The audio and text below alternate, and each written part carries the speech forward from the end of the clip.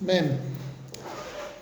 Continuamos entonces con esta introducción a la escatología bíblica. La semana pasada comenzábamos explicando un poco el propósito, la característica del curso.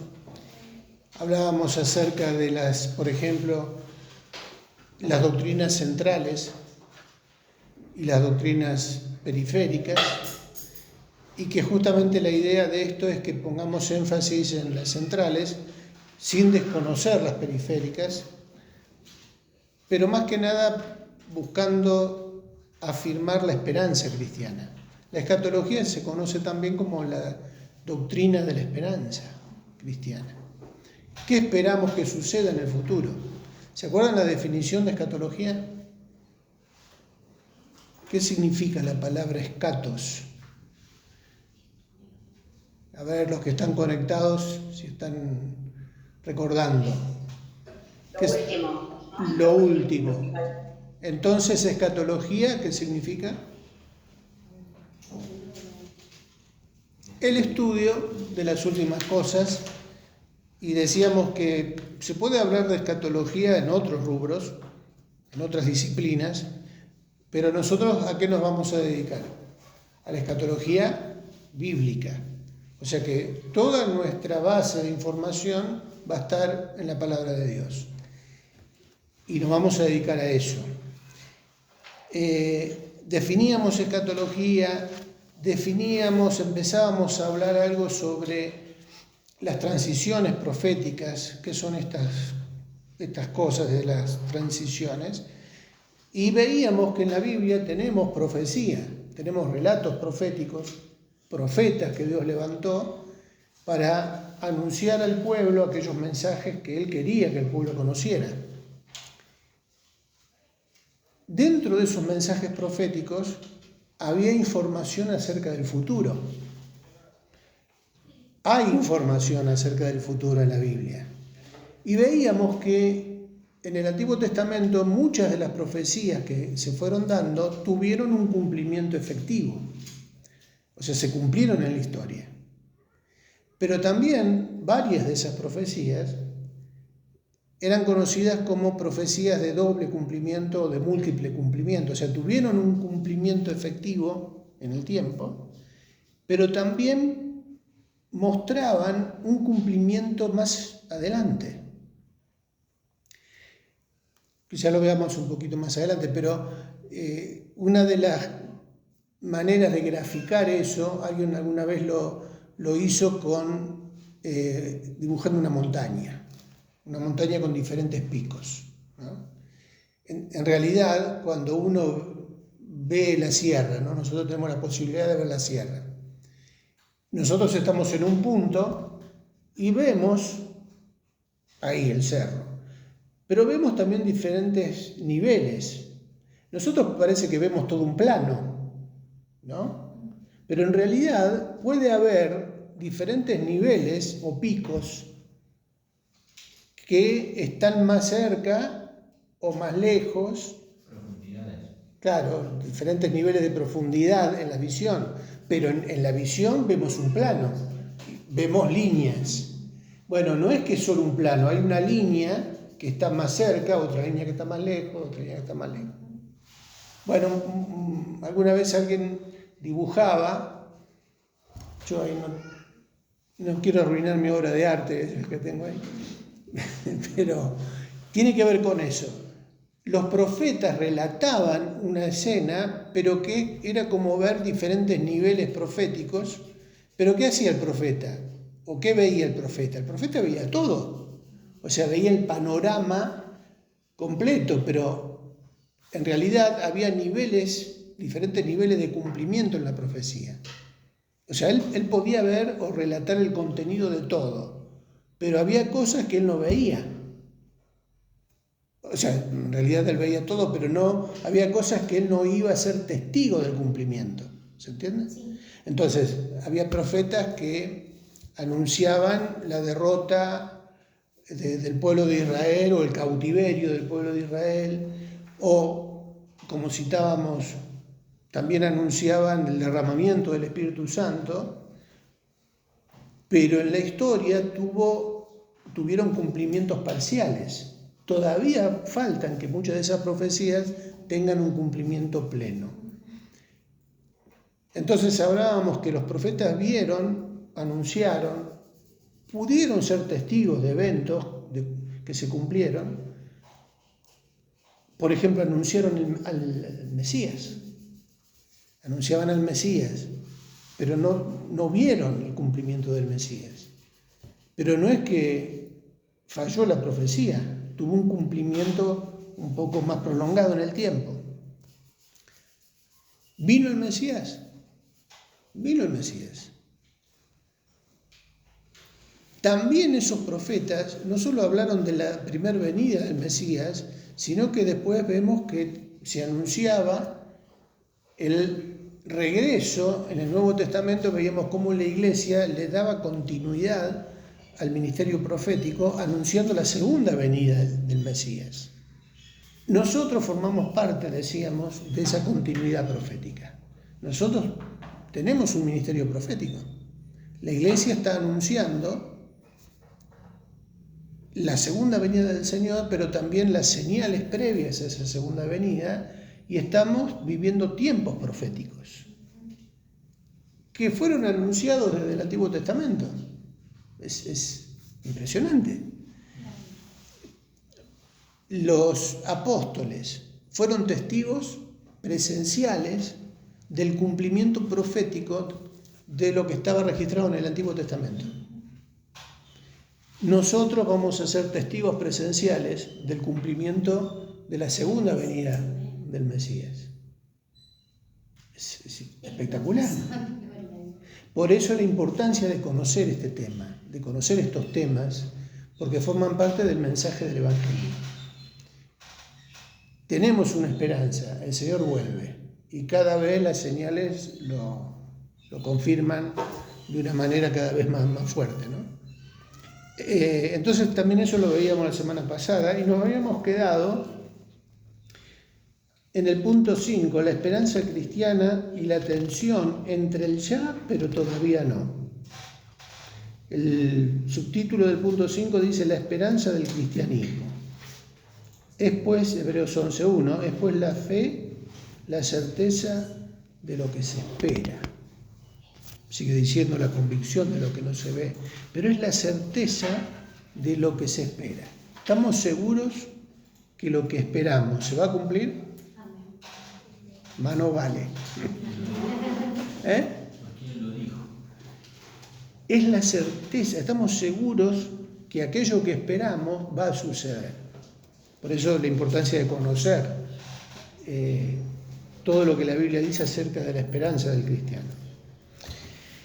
Vamos a leer el párrafo que está después del título. A ver cómo anda Karina. Tenemos a Karina. Sí, buenas noches, bendiciones. Igualmente. Leo. No hay duda de que el cristianismo es una religión de esperanza. Desde el Génesis al Apocalipsis, Dios se reveló expresando su voluntad y cumpliendo todas sus promesas. Él diseñó en la eternidad un plan para salvar al hombre de las consecuencias del pecado.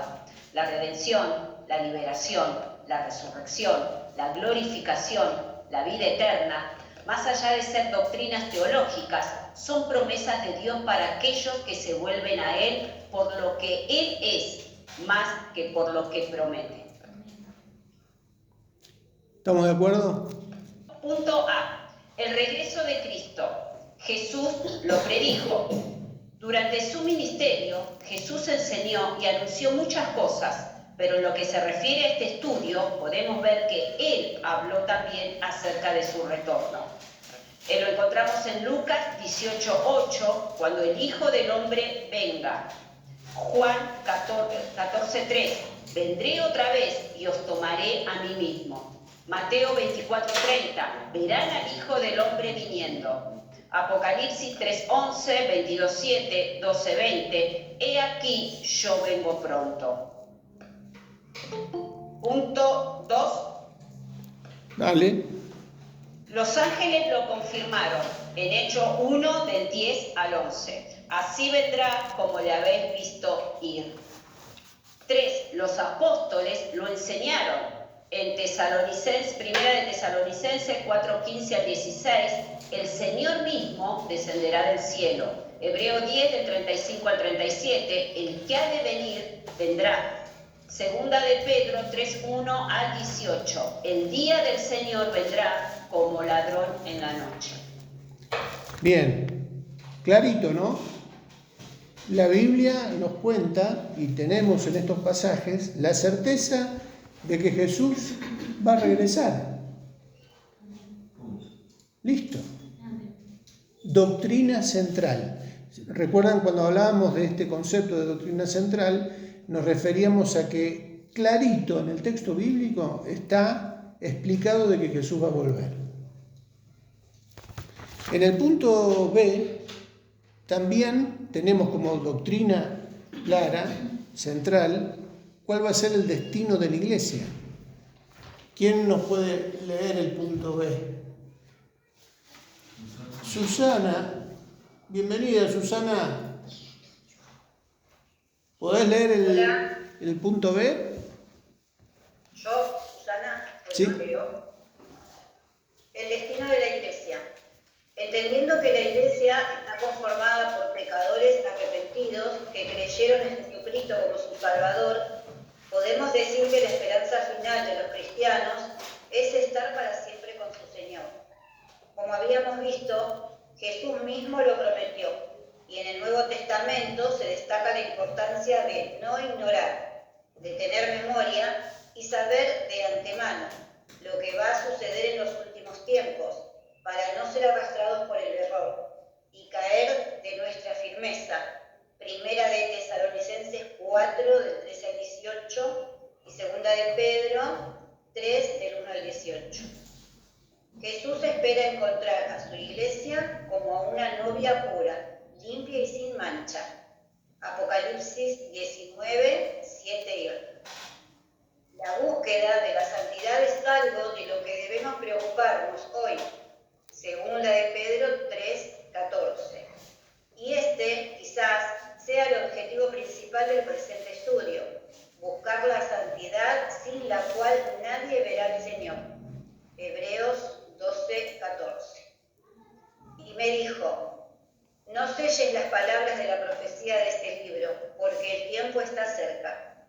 El que es injusto, sea injusto todavía, y el que es inmundo, sea inmundo todavía. Y el que es justo, practique la justicia todavía. Y el que es santo, santifíquese todavía. He aquí yo vengo pronto, y mi galardón conmigo, para recompensar a cada uno según sea su obra. Yo soy el Alfa y la Omega, el principio y el fin, el primero y el último. Bienaventurados los que lavan sus ropas, para tener derecho al árbol de la vida, y para entrar por las puertas en la ciudad. Apocalipsis 22, del 10 al 14. Bien. Ya con esto tenemos para meditar bastante, pero no solo es meditar, sino, como dice ahí, siendo conscientes de que esto se va a cumplir, como todas las profecías, tenemos que estar preparados. ¿Nos estamos preparando? El final de Apocalipsis, ahí el texto que se leyó al final, nos habla de que el Señor está interesado en que sepamos, que aprendamos, pero que no desconozcamos que todo lo que está escrito se va a cumplir y se tiene que conocer. No selles las profecías de este libro. En alguna oportunidad al profeta Daniel, Dios le dijo, sella las profecías, sella esto. Como que todavía no era el tiempo. Pero ahora Juan, ahí en la isla de Patmos, cuando le revela el texto de Apocalipsis, dice, no selles.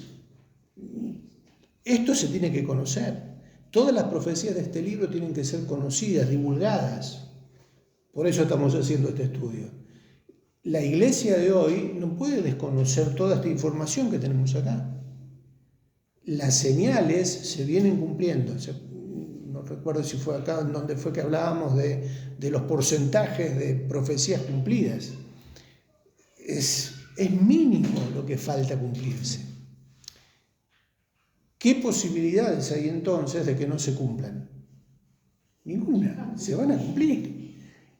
Por eso también el Señor le dice, el que es injusto sea injusto todavía, el que es inmundo, el que quiera hacer su vida como quiera, hágala, pero tiene que saber que esto un día se va a terminar.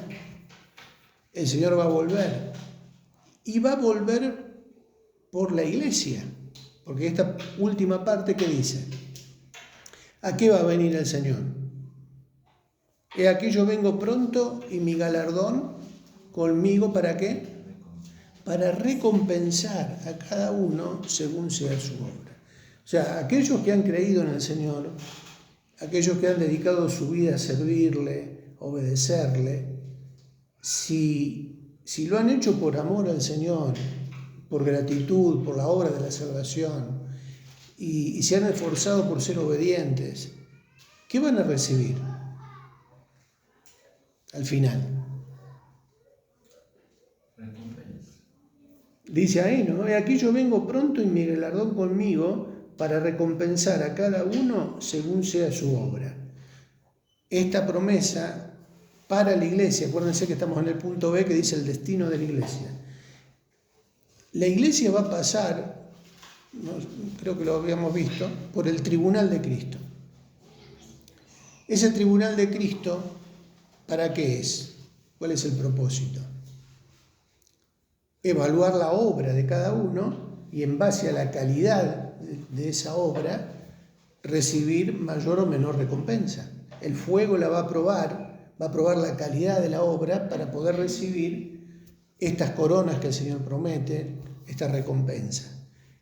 Para los creyentes, para la iglesia, no hay riesgo de perder la salvación, porque también ahí el apóstol Pablo dice que vamos a ser salvos los creyentes, así como por fuego, o sea, vamos a entrar a la presencia del Señor, decíamos el otro día, ¿no? medio chamuscado, pero vamos a entrar,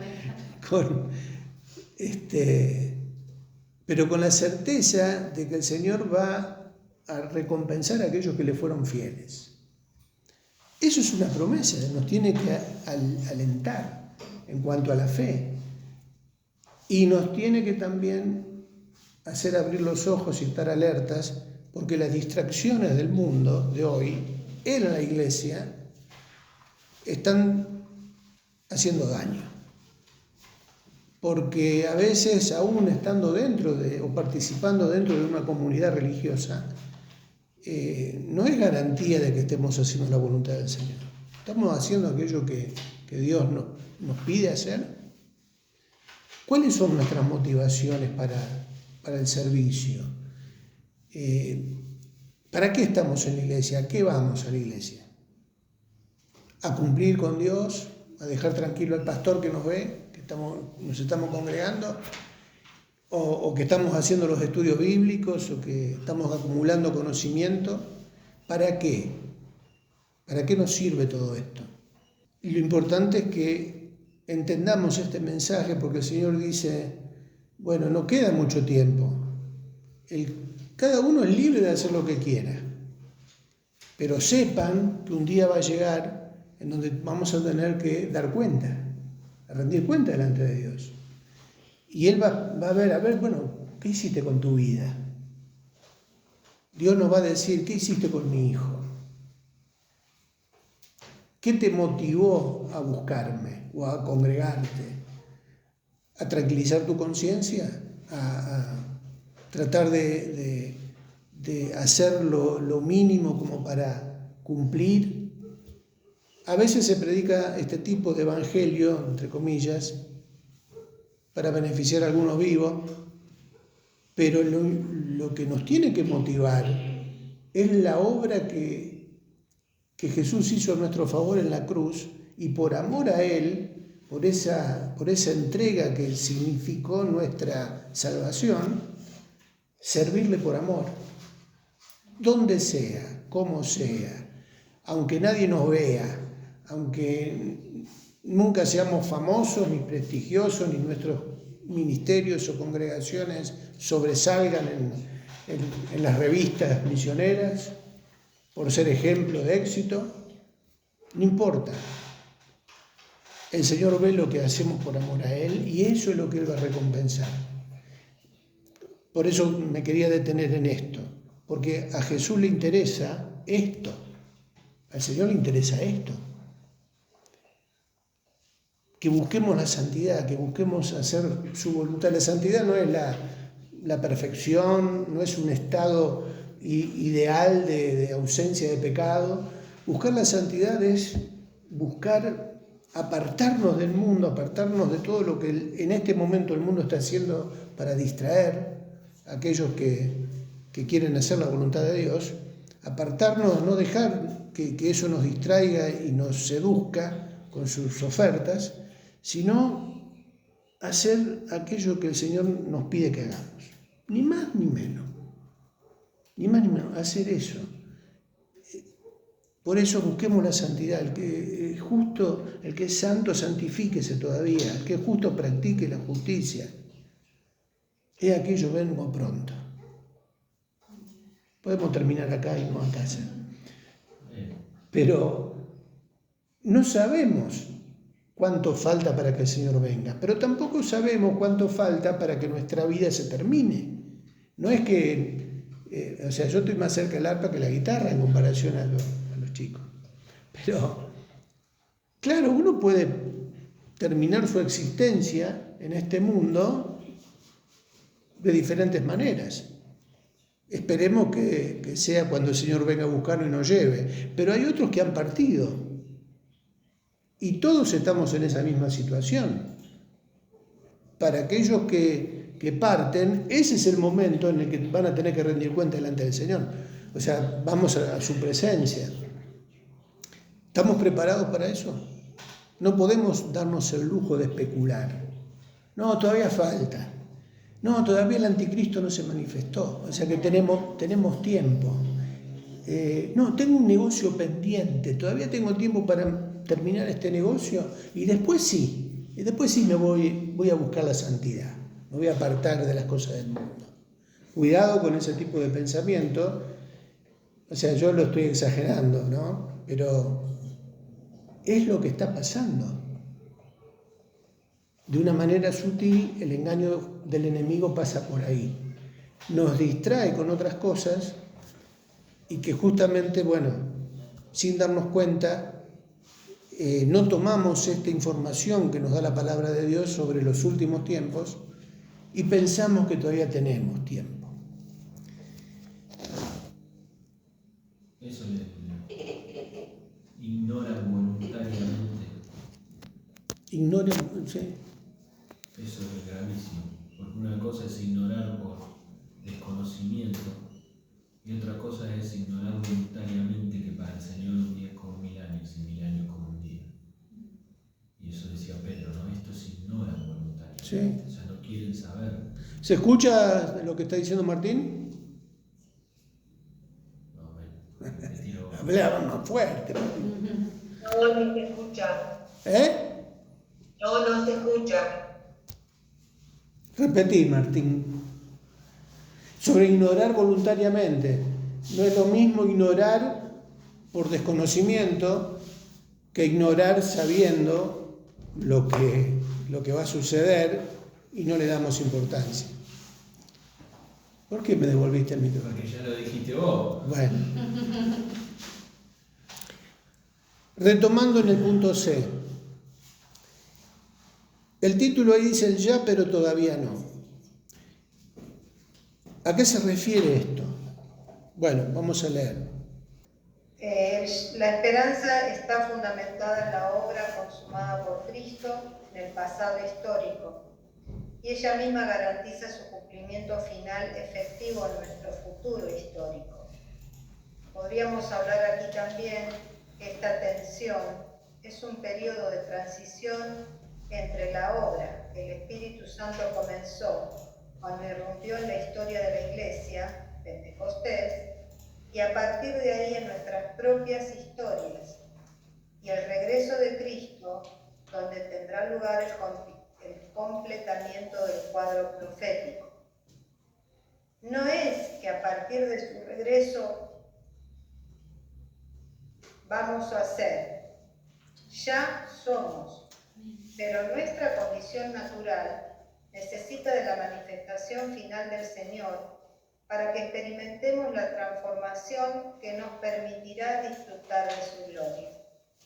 1 Corintios 15, 51 al 53 y Colosenses 3, 4.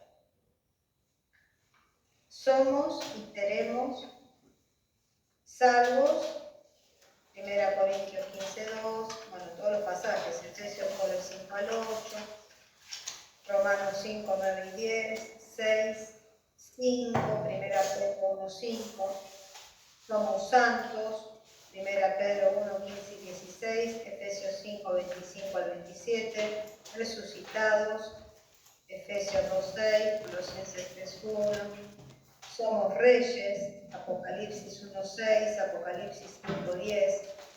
Podemos resumir que esta tensión entre el ya, pero todavía no, es lo que el creyente ya tiene, pero que no posee completamente. Bien. 1 Corintios 15 habla de todo el capítulo 15 de 1 Corintios habla de la resurrección, ¿no? En los primeros versículos de 1 Corintios 15 leemos: además os declaro, hermanos, el evangelio que os he predicado, el cual también recibisteis, en el cual también perseveráis, por el cual asimismo, si retenéis la palabra que os he predicado, sois salvos si no creísteis en vano. ¿En qué tiempo verbal está hablando Pablo ahí cuando habla de la salvación? Después de haber escuchado el mensaje del evangelio que él había predicado. Si no recibieron en vano, si no estuvieron distraídos pensando en otra cosa cuando escuchaban el evangelio y creyeron, ¿cuál es la promesa o cuál es la seguridad que da Pablo ahí? ¿En qué tiempo está hablando? Si retenéis la palabra que os he predicado, sois salvos. O sea que acá, por ejemplo, en el caso de la salvación, ¿en qué momento comienza la salvación?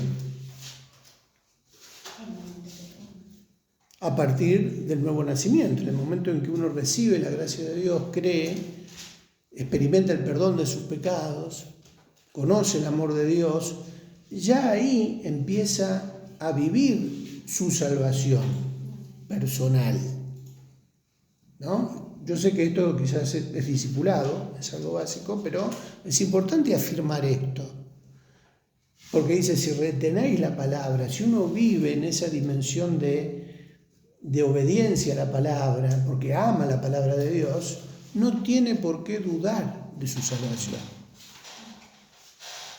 Entonces da esa certeza. Pero vemos también que se habla en la Biblia de una salvación que va a tener un completamiento futuro. Entonces, por eso podemos decir, así como el resto de los puntos, que también somos santos, porque el Señor nos apartó para Él. Ya somos santos, pero va a llegar un momento en donde esa santidad se va a cumplir plenamente cuando estemos con Él. Y así con el resto. Habla de que somos resucitados. Después lean todos esos pasajes que tienen una riqueza hermosa, ¿no? Efesios 2:6. A ver, estamos cerca de Corintios. Unas páginas más adelante. Efesios 2:6, ¿qué dice? Y juntamente con Él nos resucitó y asimismo nos hizo sentar en los lugares celestiales con Cristo Jesús. ¿En qué tiempo está hablando ahí también? En presente, nos resucitó. Se está refiriendo a algo espiritual. Porque hemos pasado de muerte a vida. ¿Se acuerdan de ese pasaje? Por haber creído en el Señor. Es una realidad nuestra resurrección en Cristo. No es que va a ser después que, si nos toca pasar por la experiencia de la muerte, se produzca el milagro de la resurrección física. Espiritualmente ya somos resucitados, pero va a llegar un momento en que nuestros cuerpos van a recibir una nueva condición en cuanto a su naturaleza. Van a dejar de ser mortales para ser eternos. Espectacular. Esto nos tiene que alentar, ¿o no? O sea, todo lo cachuzo que tenemos encima va a llegar un día que no va a estar más. Pero ya tenemos eternidad, ya somos eternos, porque fuimos resucitados por la obra de Cristo. Y también habla de que somos reyes. ¿Se acuerdan? Habla que somos reyes y sacerdotes. Real sacerdocio, habla Pedro, ¿no? El linaje escogido, real sacerdocio, nación santa. Y ahí está hablando en presente también. Ya somos, pero va a llegar un momento en que eso que ya somos potencialmente va a tener un cumplimiento pleno. ¿Se va entendiendo? ¿Vamos bien? Nos queda un ratito más. Por eso decimos, podemos resumir que esta tensión entre el ya pero todavía no es lo que el creyente ya tiene pero que no posee completamente. ¿Cuándo vamos a poseer eso completamente? Cuando el Señor venga y nos vayamos con Él y ya, listo, se terminó todo. En realidad no se terminó todo, se terminó todo lo de nuestra realidad presente, pero continúa en la eternidad, en el estado eterno. Llegamos al punto 6, en donde ya vamos a tratar de entender lo que es la profecía bíblica. Porque estamos hablando de que la escatología se basa en aquello que está en la palabra de Dios escrito en un lenguaje profético, a través de profetas. En el punto A del punto 6 tenemos la definición de profecía. Dale. Bueno, A, definición de profecía. Es un mensaje divinamente inspirado y proclamado a través de los profetas. La Biblia es esencialmente una palabra profética. Dios trasciende el tiempo y el espacio y puede hablar a la vez del pasado, del presente y del porvenir. El apóstol Pedro describe claramente las características de la profecía. Primera de Pedro 1, 10 al 12, segunda de Pedro 1, 19 al 21. Definición de profeta. El término hebreo nabi, traducido profeta, probablemente se deriva de una raíz que significa anunciar o proclamar. En griego, el profeta es el que habla en lugar de otro, es aquel a quien Dios reviste de su autoridad, para que comunique su voluntad a los hombres y los instruya. La función primordial del profeta es la proclamación de la palabra de Dios que ha recibido. Dios mismo constituyó el ministerio profético. Deuteronomio 18, 18, 19, Efesios 4, 11. El mensaje profético se relaciona constantemente con sucesos y circunstancias que son vistas como parte de la acción de Dios en la historia. El profeta no puede dejar de referirse al futuro para anunciar lo que Dios hará para inducir a la acción y para certificar el mensaje. Bueno, esta parte es importante entenderla, porque también a veces el conocimiento o la idea que tenemos acerca de lo profético se limita a las cosas que van a suceder en el futuro. En realidad, los profetas al comienzo anunciaban, declaraban aquello que Dios les decía, en primer lugar para suplir una necesidad del momento o para guiar en ese momento de la historia a tomar alguna decisión o para lo que tenía que ver con la necesidad o por el contexto de ese tiempo. Decíamos que en muchas ocasiones los profetas decían cosas que Dios les mostraba, pero que en realidad ellos no se imaginaban que estaban hablando para algo que estaba mucho más adelante en el tiempo. Ellos pensaban que lo que Dios les había dicho era para ese tiempo y para esa necesidad. Después se ve que eso también se va repitiendo. Entonces, un concepto de profecía tiene que ver, o una de las definiciones de profecía, tiene que ver con aquel mensaje que Dios da a aquel instrumento humano que elige para revelarse al pueblo, para el propósito que Él quiera, que puede ser para ese momento puntual o puede ser para algo que se va a cumplir más adelante en el tiempo.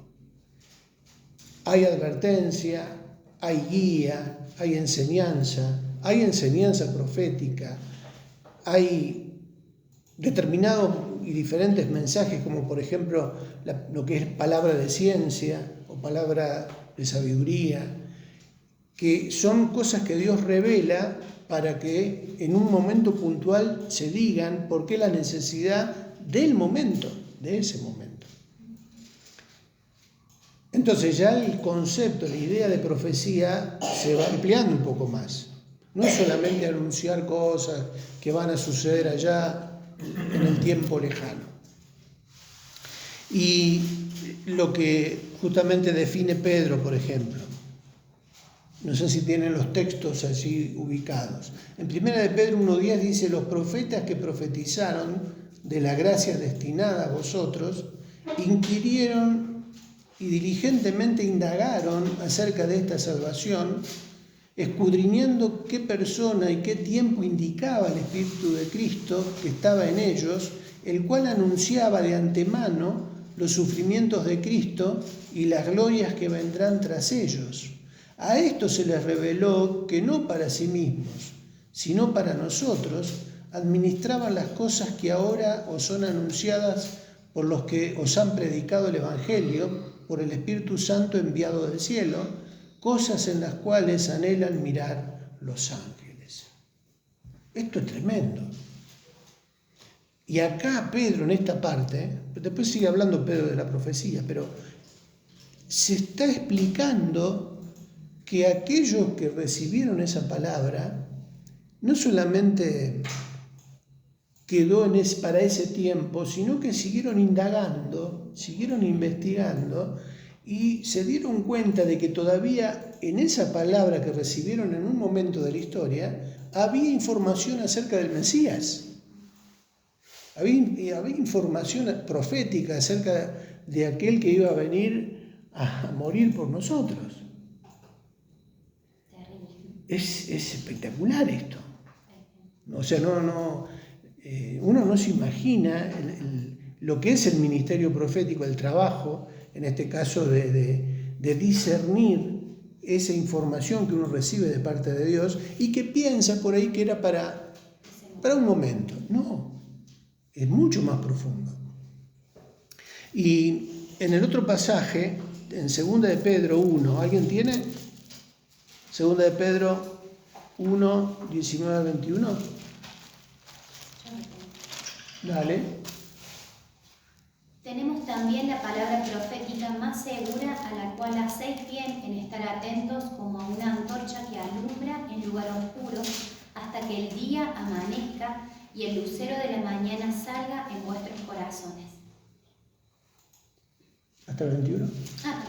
Pero ante todo entender que ninguna profecía de la Escritura es de interpretación privada, porque nunca la profecía fue traída por voluntad humana, sino que los santos hombres de Dios hablaron siendo inspirados por el Espíritu Santo. Clarito, ¿no? Entendiendo primero esto, que ninguna profecía de la Escritura es de interpretación privada. ¿Qué quiere decir esto? Que el Señor te lo da solamente a vos y el resto. Sí, porque a veces no se logra entender qué es esto de interpretación privada, pero Pedro trata de esforzarse en explicar esto. Anteriormente arrancaba diciendo, tenemos también la palabra profética más segura, a la cual hacéis bien en estar atentos como una antorcha que alumbra en lugar oscuro. La palabra de Dios, toda la palabra de Dios, ha sido inspirada, revelada a los autores bíblicos por el Espíritu Santo. En Introducción Bíblica vemos cómo esa palabra a lo largo de los siglos se fue cumpliendo de una manera exacta. Por eso podemos decir que tenemos la palabra profética más segura. Es infalible la palabra de Dios. Y también dice que tenemos que entender primero esto, que ninguna profecía de la Escritura es de interpretación privada, y se refiere a que no forma parte del ingenio del autor bíblico, o de la invención, o de la investigación personal de alguno de aquellos que escribieron los libros de la Biblia, sino que fueron inspirados por el Espíritu Santo. Hay una intervención divina en esa palabra profética. No forma parte de la ocurrencia personal de nadie. Por eso cuando se habla ahí de interpretación privada, se está refiriendo a lo que a uno se le ocurre. A nosotros en la escuela nos decían, bueno, tema de hoy, saquen una hoja, tema la vaca. Escriban sobre la vaca. ¿Y qué hacíamos? La vaca es un animal todo forrado de... O sea, escribíamos todo lo que nosotros podíamos saber acerca de la vaca. ¿No? ¿Qué sacamos de la vaca? Entonces ponemos toda la información que a nosotros se nos ocurre, pero así no funcionó la Biblia, el texto bíblico. No fue que se escribió lo que le parecía al autor ocasional. El Espíritu Santo interviene. O sea, la palabra profética tiene que ver con algo que tiene origen divino. Escrita, sí, por autores humanos, pero es algo que Dios inspira, pone, confirma, respalda. Dios es fiel a su palabra, a lo que Él revela, no a lo que el hombre se le ocurre. Pero acá está hablando de la interpretación privada que no fue traída por voluntad humana. O sea, se está refiriendo a que la persona no tuvo una inspiración propia, natural, sino que es algo que recibió. O sea, no es de él, es algo recibido. Y esa es nuestra seguridad. Eso es lo que nos da garantía. Eso es lo que nos da garantía, porque si fue de alguien que justo fue iluminado, inspirado, por supuesto que va a ser falible. Aparte, cuando analizás los autores, te das cuenta que hay autores que escribieron cosas que ellos no estuvieron físicamente presentes. También. Entonces, ¿quién se lo pudo haber revelado? El único que está presente siempre. Exacto. Fíjense cómo se nos va ampliando el panorama acerca de la profecía. No es solamente hablar de cosas del futuro. Tiene que ver también con, como decíamos, ¿no? de cosas puntuales que Dios revela y que nunca a ninguna persona se le hubiera ocurrido o se lo hubiera imaginado. Solo Dios lo puede mostrar. Decimos que Dios es el que constituyó el ministerio profético. Tenemos el texto de Deuteronomio 18, pero también en Efesios 4, Pablo habla de los ministerios de la iglesia. Y habla acerca de Jesús. Y dice que él mismo constituyó a unos apóstoles, a otros profetas. El ministerio profético también, como decíamos en el punto anterior, es algo que la Iglesia mantiene, por eso hablábamos de la continuidad profética en la Iglesia. Es algo que Jesús instituyó. No hay que descartar la profecía ni los dones proféticos en la Iglesia de hoy. Hay que tener cuidado, sí, con ciertos movimientos apostólicos y proféticos que hacen más desastre que otra cosa, pero sí la profecía es algo que se tiene que mantener en la iglesia de hoy. La palabra de Dios que ya fue revelada y que la iglesia mantiene como fuente de guía para su pueblo, ¿no? Y ¿llegamos a las características? No llegamos a las características. Pero ya nos queda poco tiempo. Y nos vamos a entusiasmar con las características, y eso es importante. Porque hay señales que confirman quién realmente es un profeta. Y hasta puede haber señales que se cumplan. Mirá, entonces si hubo esta señal, este es profeta de Dios. Pero hay que tener cuidado, porque también Dios a veces permite que aparezcan ciertas señales aparentemente proféticas, pero que en realidad es una prueba a la cual Dios nos somete para saber si somos obedientes a su palabra. Pero eso lo seguimos la semana que viene. Porque de eso también mucho está abundando en la iglesia de hoy, y uno dice, este es un profeta de Dios. Bueno, pará. Vamos a evaluar. ¿Por qué? Bueno, ahí tienen las señales. Estas no son suficientes. Lean el punto 1, ese es su punto, y con eso seguimos, si el Señor lo permite, la semana que viene. Vamos a orar. ¿Nos querés guiar, Franco? Señor, bendecimos tu nombre en esta noche. Damos gracias, Señor, por tu palabra.